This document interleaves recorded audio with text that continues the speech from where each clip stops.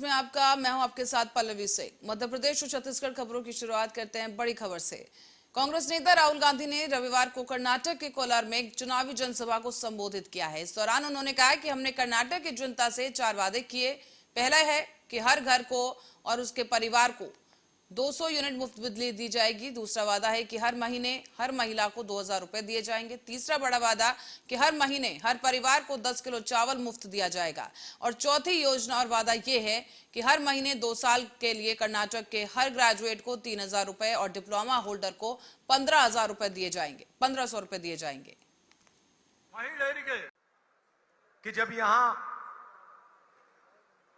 कुछ ही दिनों में कांग्रेस पार्टी की सरकार आएगी तो कांग्रेस पार्टी की सरकार कर्नाटका के युवाओं के लिए, महिलाओं के लिए, गरीबों के लिए क्या करेगी? ಕೆಲವು ದಿನಗಳಲ್ಲಿ ಕರ್ನಾಟಕ ರಾಜ್ಯದಲ್ಲಿ ಕಾಂಗ್ರೆಸ್ ಪಕ್ಷದ ಸರ್ಕಾರ ಬರಲಿದೆ. ಕಾಂಗ್ರೆಸ್ ಪಕ್ಷದ ಸರ್ಕಾರ ಬಂದ ನಂತರ ಕರ್ನಾಟಕ ರಾಜ್ಯದ ಯುವಕರಿಗೆ, ಮಹಿಳೆಯರಿಗೆ ಮತ್ತು ರೈತರಿಗೆ ಯಾವ ಕಾರ್ಯಕ್ರಮಗಳು ಹಾಕೊಳ್ತಾರೆ ಅನ್ನೋದನ್ನ ತಮ್ಮ ಮುಂದೆ ಹೇಳಲಿಕ್ಕೆ ಇಚ್ಛೆ ಬೀಳ್ತೇನೆ. हिमाचल में चुनाव हुआ, पहले छत्तीसगढ़, मध्य प्रदेश, राजस्थान में चुनाव हुआ और मुझसे जो हिमाचल प्रदेश के नेता, छत्तीसगढ़ के नेता, इन्होंने मुझसे पूछा कि हमें क्या करना चाहिए।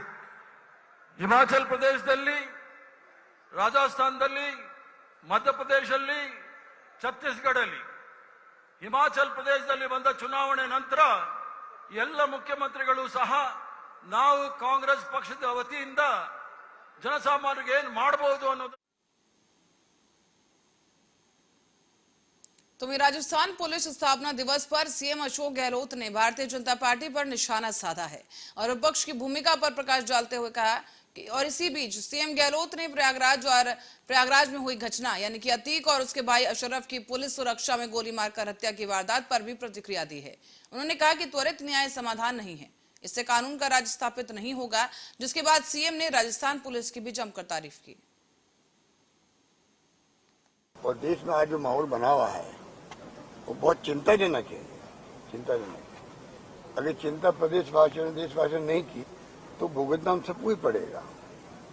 सरकार किसी पार्टी की हो, अगर उसमें जो संविधान की मूल भावना के अनुरूप काम नहीं करती है, लोकतंत्र की मूल भावना के अनुरूप अगर बिहेव नहीं करती है तो देश को भुगतना पड़ता है। की और लोकतंत्र की चिंता का विषय है। एक्सप्लेन करना मैं नहीं चाहूंगा क्योंकि आप सब जानते हैं कि पत्रकार, लेखक, साहित्यकार, एक्टिविस्ट जो आलोचना करते सरकार की वो देशद्रोही है। ये थीम चल रही है, ये उचित नहीं कही जा सकती है। आलोचना तो लोकतंत्र में ऑर्नामेंट की तरह है। अगर पक्ष है तो विपक्ष भी है, विपक्ष होगा तो पक्ष अच्छे काम कर पाएगा। ये भावना होनी चाहिए सरकारों के लिए। मैं ये भावना रख करके काम करता हूँ। यूपी में जो है, जो कुछ हो रहा है देश देख रहा है, देश देख रहा है। कानून का राज नहीं रहेगा तो घटना किसी के साथ हो सकती है। कानून के अंतर्गत ये सब कार्रवाई होगी तब जाके देश में कानून व्यवस्था कायम रहेगी, देश एक रहेगा, अखंड रहेगा, सभी जाति धर्मों के बीच में कॉन्फिडेंस रहेगा। मेरा मानना है कि वो तरीका है। ये तो बहुत आसान काम है जो यूपी में हो रहा है, वो बहुत आसान काम है। मुश्किल काम वो है कि आप कानून का पालन करो, कानून का राज स्थापित रखो, सबको न्याय सुनिश्चित करो। ये मेरा मानना है। ऐसी घटनाएं कुछ हुई है पर समय रहते रोक दिया गया, उनको सबक सिखा दिया गया, आगे भी सिखाया जाएगा। राजस्थान में पुलिस का इकबाल बुलंद है, अच्छा काम कर रहे हैं और जो कुछ भी घटनाएं होती है वो तो हिंदुस्तान भर में क्या दुनिया में होती है। हमें उनसे मतलब नहीं, दुनिया में क्या हो रहा है, देश में क्या हो रहा है। हम तो चाहते हैं राजस्थान में क्राइम पे लगाम लगी रहे, क्राइम पे लगाम लगी रहे, कोई ऐसे पैदा ही नहीं हो जो गैंगस्टर हो।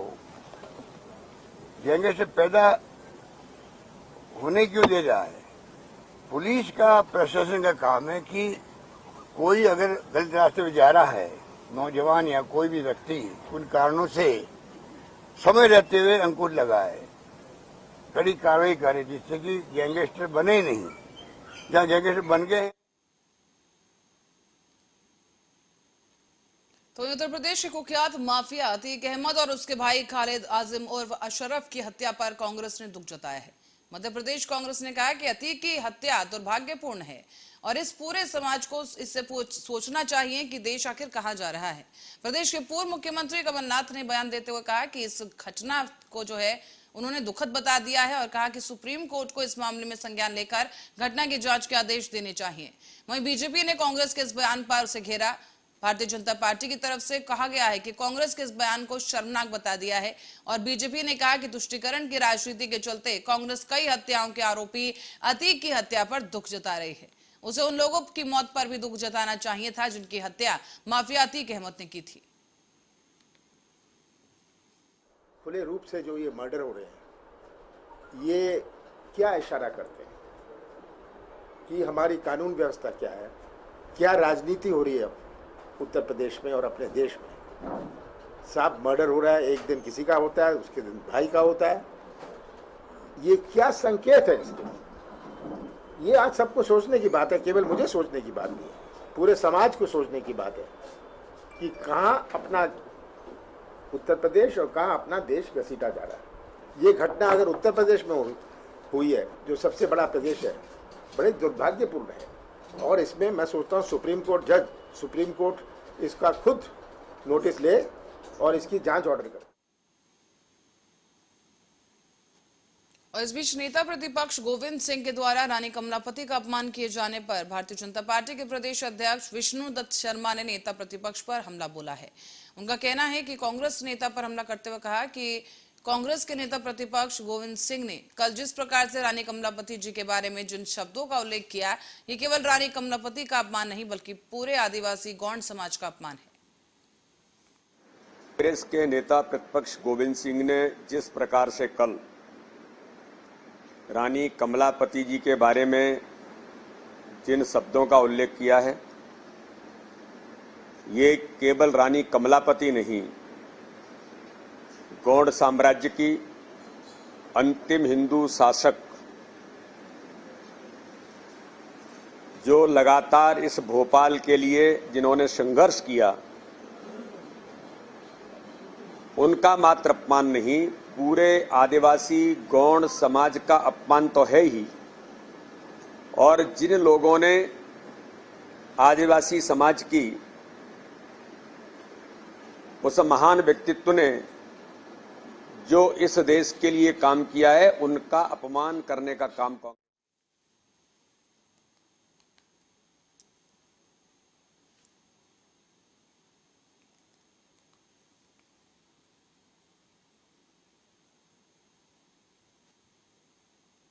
और इस बीच नेता प्रतिपक्ष गोविंद सिंह के रानी कमलापति को लेकर दिए गए बयान पर मुख्यमंत्री शिवराज सिंह चौहान ने भी प्रतिक्रिया दी है।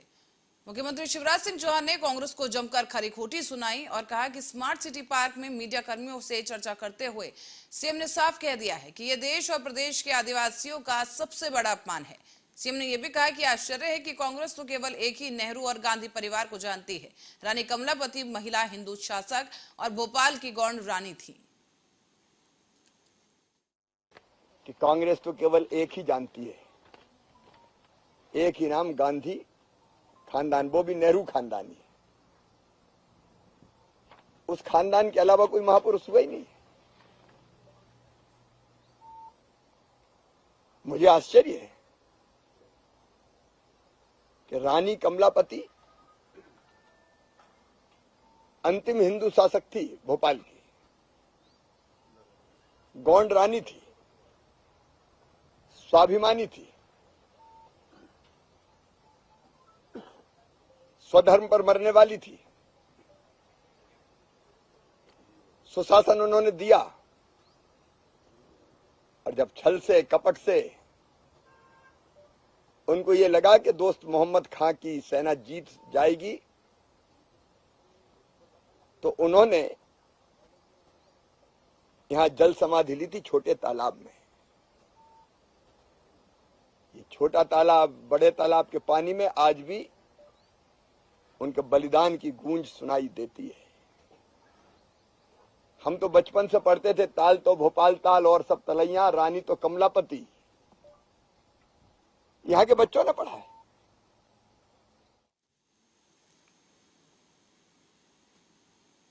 और आपको बता दें कि नेता प्रतिपक्ष गोविंद सिंह के द्वारा रानी कमलापति के बयान पर भारतीय जनता पार्टी ने पूरे प्रदेश समेत झाबुआ में भी पुतला दहन किया है। विरोध प्रदर्शन करते हुए पुतला दहन किया गया और साथ ही साथ खरगोन के बड़वानी के सांसद गजेंद्र सिंह ने गोविंद सिंह के इस बयान को दुर्भाग्यपूर्ण बताया है। उनका कहना है कि इससे आदिवासी समाज का अपमान हुआ है।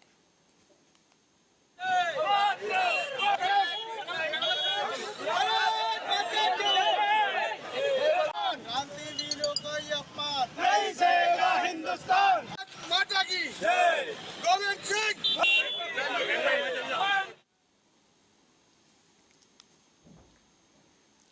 और आपको बता दें कि कांग्रेस प्रदेश कार्यालय में आज मध्य प्रदेश बाल कांग्रेस राज्य स्तरीय बैठक की गई। इस दौरान प्रदेश के सभी जिलों से बाल कांग्रेस के पदाधिकारी मौजूद रहे और पीसीसी अध्यक्ष कमलनाथ भी इस बैठक की अध्यक्षता करते नजर आए। बाल कांग्रेस बैठक में प्रदेश पदाधिकारी ने पीसीसी अध्यक्ष ने बाल चौपाल लगाने को कहा और गांव में बाल चौपाल के माध्यम से मित्र बनाने और बदलाव लाने के लिए कहा गया है। जोर दिया गया है कि हर गांव में बाल कांग्रेस जैसे और लीडर तैयार किए जाएं। राज्य स्तरीय बैठक रखी गई है। पिछले वर्ष नवंबर के माह में कमलनाथ जी ने उनके निवास पर ये बैठक रखी थी, क्योंकि 4 महीने हो चुके थे और बच्चों की वेकेशंस आ गई है। बाल कांग्रेस का जो एज ग्रुप है मेनली स्कूल्स और कोचिंग्स का एज ग्रुप है, जब बच्चे 16 से 20 साल का जो है वो अधिकतर 11, 12 college first year second year का एज ग्रुप है। चूँकि जनवरी, फरवरी, मार्च 3 महीने बच्चों की एग्ज़ाम रही, 12 बोर्ड्स, 10 बोर्ड्स, तो हमने बच्चों को डिस्टर्ब नहीं किया था। इनफैक्ट मैं खुद अपनी एग्ज़ाम्स के लिए इंदौर में ही था। पूर्व राज्यपाल सत्यपाल मलिक का आपने इंटरव्यू पढ़ा है। पूरा इंटरव्यू 1 घंटे 9 मिनट का आप लोग देख लीजिए। उन्होंने इतने साल भारतीय जनता पार्टी में रहकर, राज्यपाल रहकर इतने साल, और बड़े ऐसे राज्यों में वो राज्यपाल रहे जो बड़े नाजुक थे। उन्होंने जो कहा है ये एक बहुत बड़ा खुलासा है, ये पर्दाफाश करती है, और यही सच्चाई है जो ना कोई चैनल दिखाएगा, ना कोई मीडिया में लिखेगा। पर ये कब तक दबेगा? ये सब बातें कब तक दबेगी? प्रश्न तो ये है। अच्छा, दूसरी चीज, शिवराज सिंह जी विभिन्न घोषणाएं कर रहे हैं। मध्य प्रदेश में कुछ महीनों बाद होने जा रहे विधानसभा चुनाव से पहले आपको बता दें कि दल बदल का दौर जारी है। प्रदेश में तीसरे मोर्चे के रूप में कार्य कर रही बहुजन समाज पार्टी को बड़ा झटका लगा है, क्योंकि बहुजन समाज पार्टी की पूर्व विधायक शीला त्यागी ने कांग्रेस की विचारधारा से प्रभावित होकर हाथ का दामन साध लिया है और उनका साथ थाम लिया है। शीला त्यागी ने पीसीसी दफ्तर में पीसीसी चीफ कमलनाथ की मौजूदगी में कांग्रेस की सदस्यता ग्रहण की है।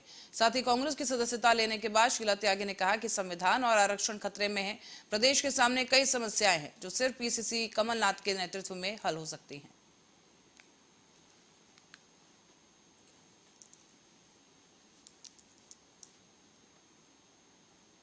कुछ कह रहे हैं? नहीं, आप कहिए, आप हमारे नहीं, कोई दबाव से आ रही है, कोई अपनी मन मंशा से आ रही है। नहीं,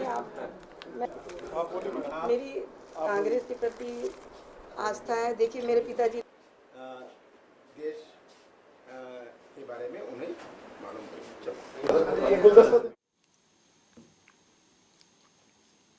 और अब खबर नर्मदापुरम से है। बता दें आपको कि शुक्रवार की शाम को सुभाष चौक मंगलवारा बाजार क्षेत्र में वाहन चेकिंग के दौरान भाजपा नगर मंडल उपाध्यक्ष भुवनेश्वर के साथ अभद्र व्यापार करने का मामला सामने आया था। दरअसल कहा जा रहा था कि उनके साथ पुलिस की तरफ से अभद्र व्यवहार किया गया और मारपीट की गई, जिसके संबंध में अपराध दर्ज किया गया है। और मामले की जानकारी देते हुए पुलिस अनुविभागीय अधिकारी अजय वाघमारे ने बताया कि इस मामले में वायरल वीडियो के आधार पर जानकारी प्राप्त हुई और उसके बाद चेकिंग की गई और वाहन चेकिंग के दौरान पुलिसकर्मी और पुलिस सहायक कर्मचारी भाजपा नेता के साथ मारपीट करते नजर आए हैं। परसों के दिन के मामले में एक वीडियो वायरल हुआ था, जिसमें वाहन चेकिंग के दौरान जो बीजेपी के एक लोकल के यहाँ के मंडल उपाध्यक्ष है, उनके साथ पुलिसकर्मी झूमा झटकी करते हुए दिख रहे हैं। इस संबंध में जो सहायता के लिए एक सौरभ तिवारी नाम का लड़का जो सब इंस्पेक्टर के साथ में लगे हुए थे, उनके खिलाफ साधारण मारपीट का मामला थाना पिपरिया में पंजीबद्ध किया गया है एवं सब इंस्पेक्टर पे अनुशासनात्मक कार्रवाई करते हुए पुलिस अधीक्षक महोदय द्वारा उन्हें लाइन अटैच किया गया है। प्रकरण की जांच मेरे द्वारा की जा रही है। प्रकरण की संपूर्ण जांच कर प्रतिवेदन पुलिस। और मेहर के ग्राम भटूरा में सुखेंद्र पटेल की मृत्यु करंट लगने से हो गई है। परिजनों का कहना है कि मृतक सुखेंद्र की भैंस गुम हो गई थी, जिसे खोजने के लिए वो घर से निकला था, लेकिन अचानक से जब वो खेत गया तो वहां पर 11,000 वोल्टेज की पास से जंगली शोर के शिकार करने के लिए तार लगे हुए थे और इसी वजह से उसमें करंट लगने की वजह से शख्स की मौत हो गई है। 5-6 बजे माला गहाई करत रहे, वहाँ से आगा बोरी खाली करी छी, फिर नहाई छी, फिर खाना खाई छी, 2 रोटी की सब्जी खाई छी। तो मैं कहूँ बेटा भैंसी नहीं आई तो ऐसा ना हो तो यहाँ देख न लेते, तो कह इसकी हो गया मैं देख ले। हाँ पापा, तो फिर मैं फोन लगाऊँ कि मिली कि नहीं मिली। 10 बजे मैं फोन लगाऊँ तो ये कहे छी कि आओ तो पापा मैं आओ था, मैं कहा हो गया आ जाओ सवेरे आ जाए, हो गया मैं यहाँ से जन्हो पंचायत में देखा जन्हो, यह बात भाई है। फिर मैं 11:15 बजे तक फोन लगा हूँ, उठाई से नहीं है फोन, पूरी घंटी गई है उठाई से नहीं है। मैं 11:15 बजे तक फोन लगा हूँ, एक ही बात सुबह 5 बजे से मैं उठे हूँ। तो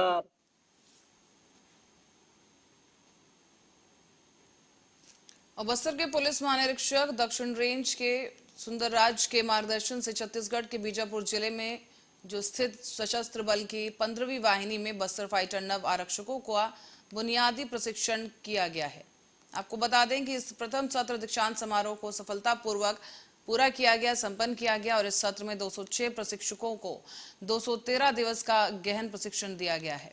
आपको ये बता दें कि इसमें 204 प्रशिक्षु आरक्षक अपनी अंतिम परीक्षा में सफल रहे, जबकि 2 अन्य स्वास्थ्यगत कारणों से प्रशिक्षण पूरा नहीं कर सके हैं। में नक्सल समस्या के समाधान की दृष्टि से साथ साथ बस्तर क्षेत्र की शांति, सुरक्षा एवं विकास में स्थानीय युवा एवं युवतियों को अवसर प्रदान करने के उद्देश्य से शासन द्वारा बस्तर फाइटर का बल गठन किए गए थे। में नक्सल समस्या का समाधान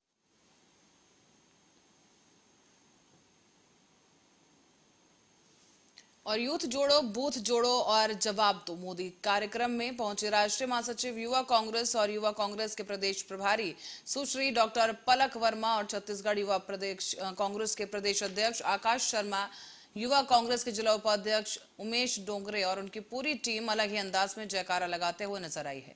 इस बीच फूल मालाओं की बौछार की गई और फूलों का गुलदस्ता जो है वो भी एक दूसरे को भेंट किया गया, जिसके बाद उनका जोरदार स्वागत किया गया है।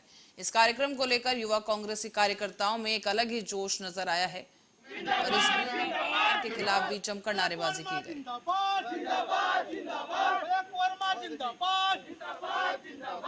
जोड़ो बुझ जोड़ो जवाब दो मोदी जी। इस कार्यक्रम में गरियाबंद पहुंचे राष्ट्रीय महासचिव व प्रदेश प्रभारी डॉक्टर सुश्री पलक वर्मा जी व प्रदेश अध्यक्ष श्री आकाश शर्मा जी। आज देश में जो हमारे नेता श्री राहुल गांधी जी के साथ जो दुर्व्यवहार किया जा रहा है केंद्र की सरकार द्वारा, इसके विरोध में कन्नौज में आपको बता दें कि खबर सामने आई है। एक महत्वाकांक्षी योजना नल जल योजना में ठेकेदार के द्वारा टंकी निर्माण में घटिया सामग्री का उपयोग किया गया है। आरोप है कि कि जो सरपंच है उनकी तरफ से आरोप लगाया गया। मामला देवास जिले के कन्नौज जनपद पंचायत के ग्राम जिनवाणी का है, जहां पर मध्य प्रदेश सरकार की नल जल योजना के लगभग 1 करोड़ की लागत से पानी की टंकी का निर्माण किया जा रहा है। सरकार की योजना के तहत ठेकेदार घटिया सामग्री का उपयोग कर पलीता लगाने में जुटा हुआ है। आपको दरअसल बता दें कि ग्राम पंचायत जिनवाणी में उप सरपंच गोविंद बारवाल ने ये जानकारी दी कि शासन की इस योजना पर ये जो ठेकेदार है वो पलीता लगा रहा है। कई बार शिकायत की गई लेकिन अब तक कोई कार्रवाई नहीं हुई है।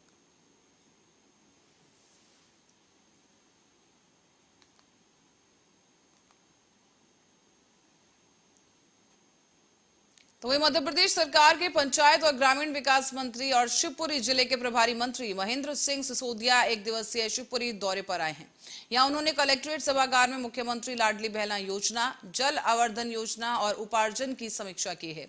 महिला और बाल विकास अधिकारी ने जिला कार्यक्रम की बैठक के दौरान बताया है कि मुख्यमंत्री लाडली बहना योजना के तहत अभी जिले में 2,10,000 पंजीयन हो चुके हैं। तो वहीं जब प्रभारी मंत्री से इस विधानसभा चुनाव के बारे में पूछा गया तो प्रभारी मंत्री सिसोदिया का कहना है कि इस बार ज्योतिरादित्य सिंधिया के भारतीय जनता पार्टी में आने के बाद कांग्रेस में कोई हाथ बचा ही नहीं है। इस विधानसभा चुनाव में मध्य प्रदेश में चमत्कारिक परिणाम देखने को मिलेंगे और बीजेपी 200 से भी अधिक सीटें लाएगी। माननीय दिग्विजय सिंह जी और पूरी कांग्रेस पार्टी बहुत फ्रस्ट्रेशन है जी और वो इस बात को पचा नहीं पा रहे जी कि 15 माह के अंदर ही हमारी सरकार गिर गई जी और जो कमलनाथ जी के माध्यम से माननीय दिग्विजय सिंह जी और उनकी टीम मध्य प्रदेश में कार्य करना चाहती थी वो सपने पूरे ध्वस्त हो गए जी तो निश्चित रूप से फ्रस्ट्रेशन की स्थिति उनमें बन गई। जब बाई इलेक्शन हुआ था तब पूरी कांग्रेस पार्टी ने जितना बुरा बोल सकते थे वो बोला, किंतु जनता ने उनकी बात को नकारा और हम सब लोगों को ऐतिहासिक वोटों से जिताया और प्रजातंत्र में, डेमोक्रेसी में। और बुलेटिन में अभी के लिए मेरे साथ इतना ही। देश दुनिया की तमाम खबरों के लिए आप बने रहे हमारे साथ, देखते रहे आर्या न्यूज।